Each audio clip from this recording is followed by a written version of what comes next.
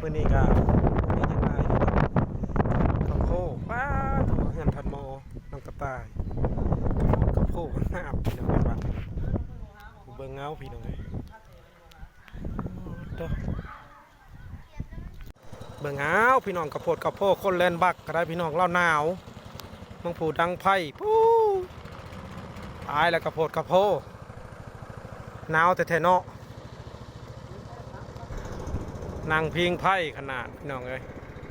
คนเล่นบักก็ได้ตอนนี้ก็อยู่ในกลางน้ำพี่น้องเลยโพดกระโพมันนี่หนาวแห้งพี่น้องเลยน้องกระต่ายเฮาเบิ่งเอา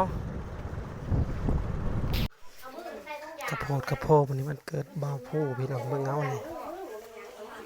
กระโพกินกันนั่นเลย